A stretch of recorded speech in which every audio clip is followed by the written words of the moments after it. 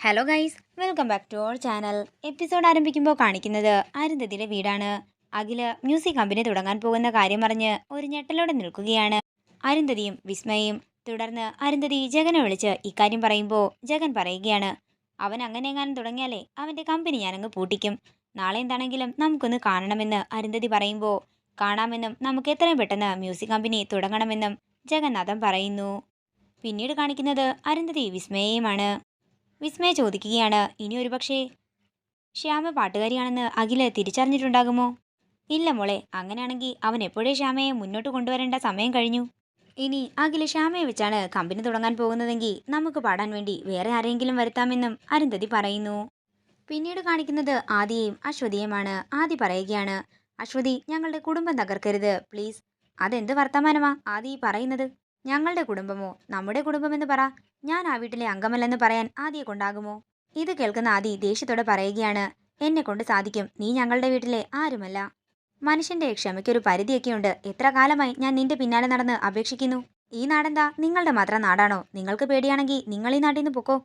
ഞാൻ പറഞ്ഞു, പഴയ അശ്വതിയല്ല ഞാൻ. പണ്ട് നിങ്ങൾ എന്റെ പ്രണയം തകർത്തു, നിങ്ങളും നിങ്ങളുടെ അമ്മയും ചേർന്നു.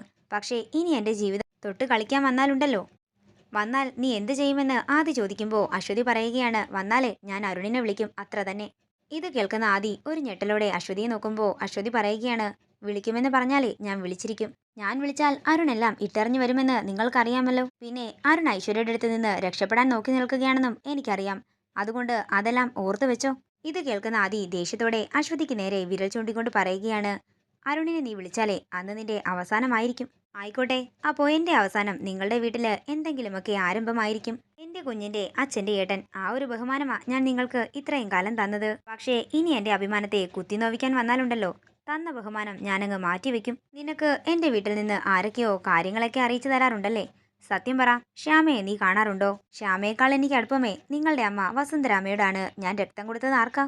പണ്ട് എന്നെ നേരിൽ കാണാത്തതുകൊണ്ട് അവർക്ക് എന്നെ മനസ്സിലായില്ല. ശ്യാമയ്ക്കറിയാമോ നീയും അരുണുമായിട്ടുള്ള ബന്ധം? അന്ന് ശ്യാമയല്ലേ നിന്നെ വീട്ടിൽ നിന്നും പറഞ്ഞു വിട്ടത്? ശ്രുതി, ഞാൻ നിനക്ക് ഒരാഴ്ച കൂടി സമയം തരും. അതിന് നീ ഈ നാട്ടിൽ നിന്നും പോയിരിക്കണം. അതല്ലെങ്കിൽ എന്താ നടക്കുന്നതെന്ന് നീ കണ്ടോ എന്ന് പറഞ്ഞിട്ട് ആദ്യം അവിടെ നിന്ന് പോവുകയാണ്.